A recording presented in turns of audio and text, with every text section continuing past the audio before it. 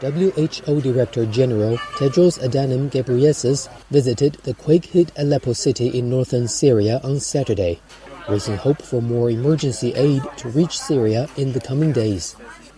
The World Health Organization brought 35 tons of relief aid to Aleppo on Saturday.